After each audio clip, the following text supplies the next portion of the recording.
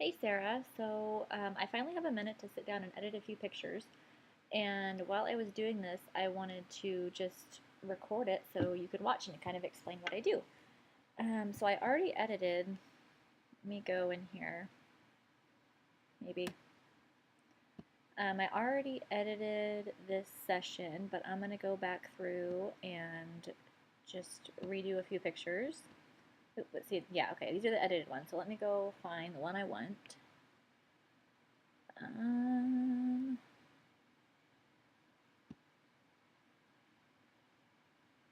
There we go. Okay, so I'm going to show you how I edit this in Photoshop.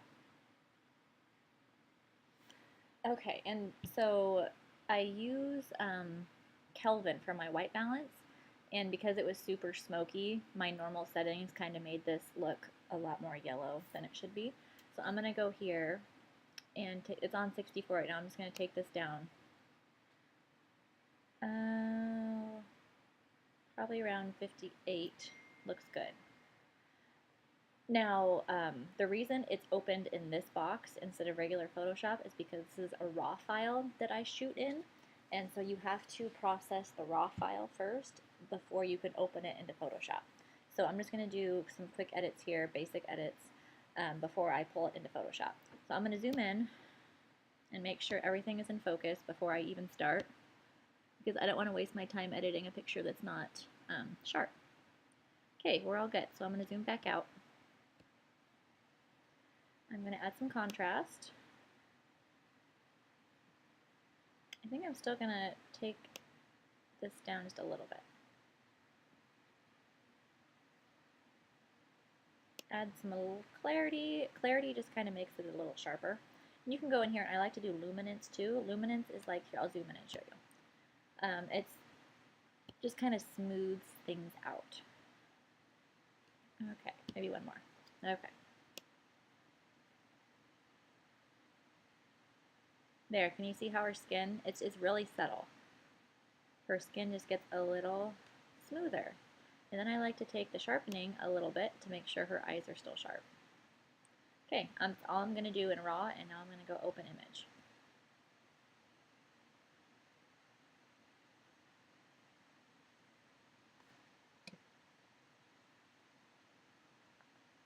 All of my kids are sleeping right now, so I have a few minutes to do a video. It doesn't happen very often. I hope this is actually recording. I don't even know how to check. Let me see.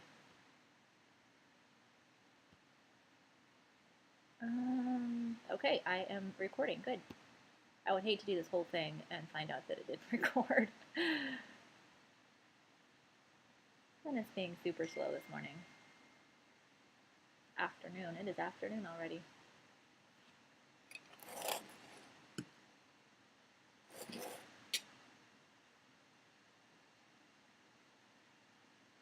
Okay, we're open. So the first thing I do with any picture is I duplicate the background. It's Command J on a Mac, or you can, well, there we go, hit Command J, or you can just right click and select duplicate layer.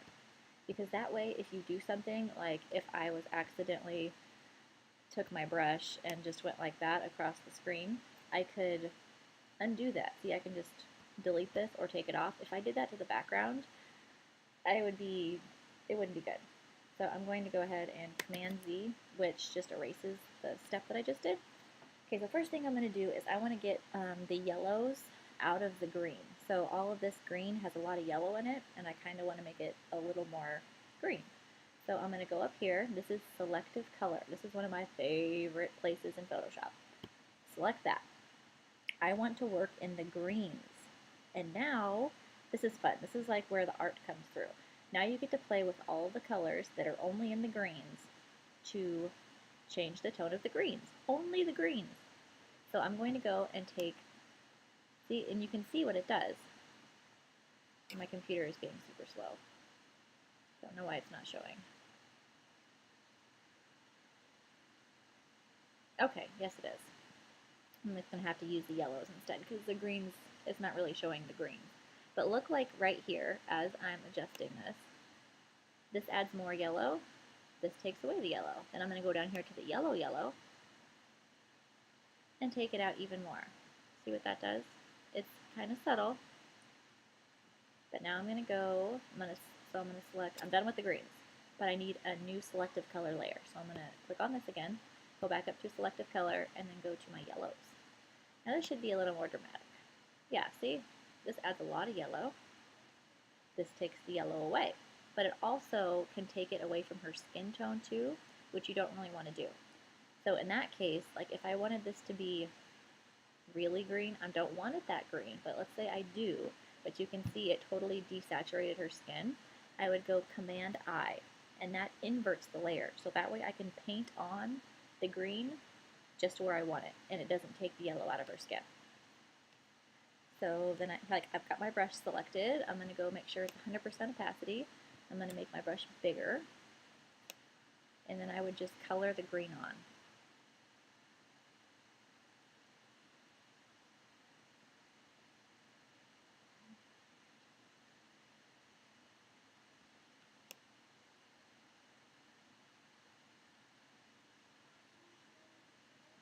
And that way it leaves her skin alone. Because I like her skin tone, I don't really want to mess with it.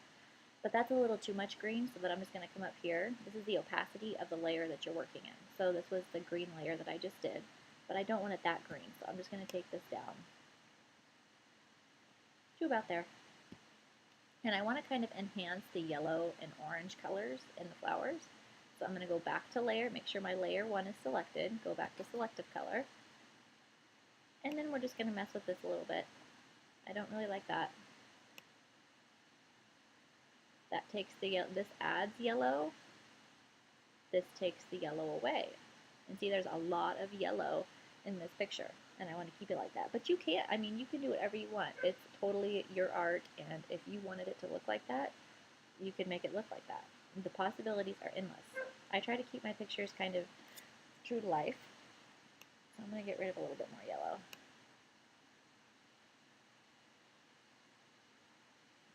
Okay, I think I like that. Okay, now I'm going to flatten the image because I'm done working in my colors, and I'm just going to flatten it. Once you flatten an image, you can't change really what you just did.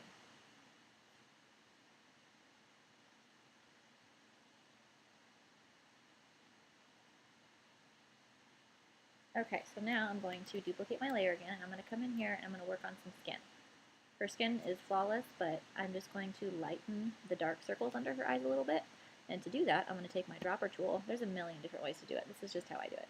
I'm going to select a lighter part of her skin. So I'm going to select that color right there, go back to my brush. It's on normal. I'm going to bring my opacity way down because I can always go over it, but I don't want to start with too much. Make my brush smaller. And then I'm just going to paint over the top here. And that lightens them up a little bit.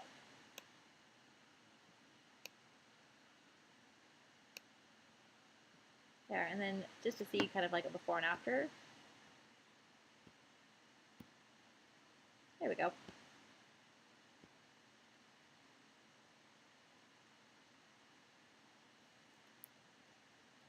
And that is all I'm going to do to her skin because it's pretty and it doesn't need any help. So now I want to add a little bit more pop to this image. So there's a couple ways you can do this. I'm going to duplicate my layer again. I want it to look like there's some sunshine behind her. So I'm going to go over here to my colors. I'm going to go up to like an orangey color. And this is like totally your preference, you know, just how you want it. I kind of play with it a little bit. Maybe a little bit more yellow. That looks good. Okay, I've got my brush selected. Now, this is really fun, like to paint on your picture, and there's different ways you can do this. So each one of these makes your brush strokes look different. For like to look like there's bright light, you want to select screen. So now I've got a duplicate layer, got my brush, I've selected an orangey color down here. I'm going to make my brush a lot bigger. And now I am going to, oh, I'm not going to do that. Oh, yes, I am. Make sure my opacity is low because I don't want it to be 100%. Come on, brush. Maybe I'll bring it up to about 20.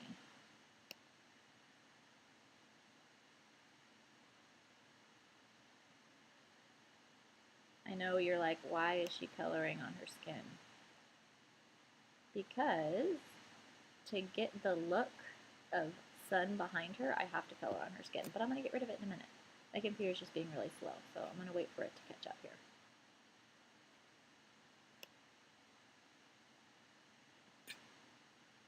Yeah, it's still being slow.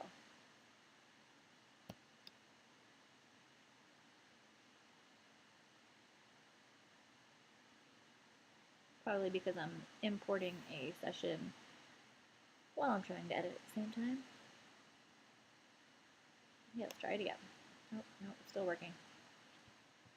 Ah, okay. So that's a little bit too much. So I'm going to go here, I'm going to take it down, I'm going to take my eraser and I'm going to get it off of her.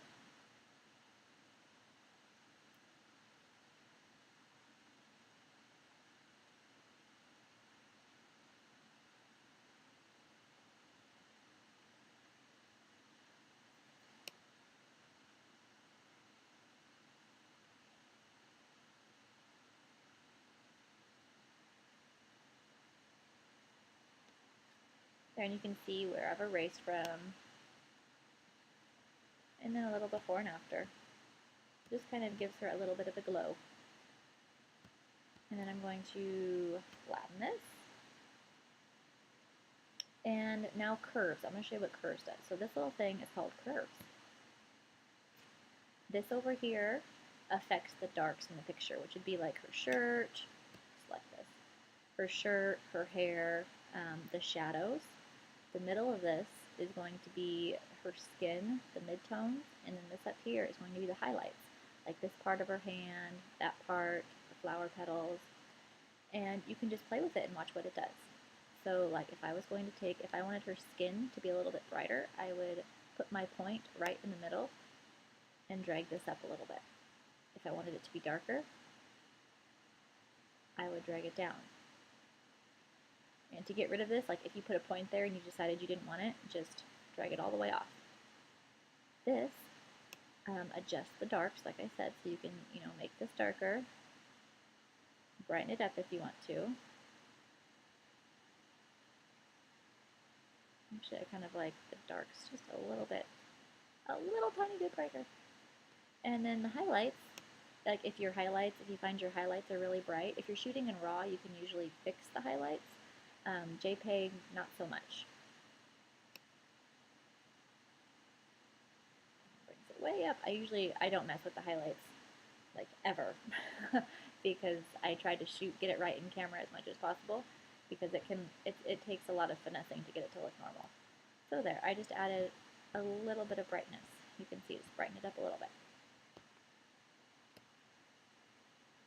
Okay, now another fun thing that you could do, like if I wanted to really play on the pink colors of these flowers, I could do like the same, I'll take my dropper tool and I'll select the pink, maybe a little bit brighter. Okay, then I'd come back to my brush and I'm still on screen, which I like. I've got my duplicate layer here, so I'm not working on my background. And then I could just paint a little bit over this part of the image.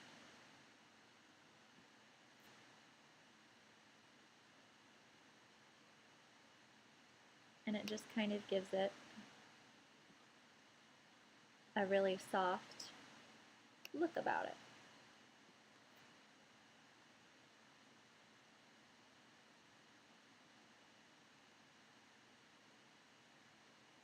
Ooh, but it did it all over her skin, so I'm going to erase that. My computer's not usually this lagging. I don't know what the deal is.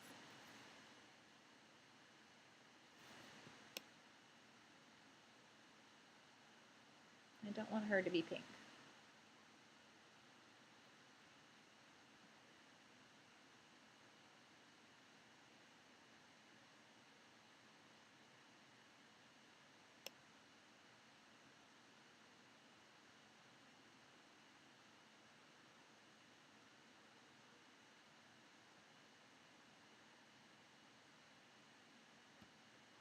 And you can see it just kind of softens it up a little bit.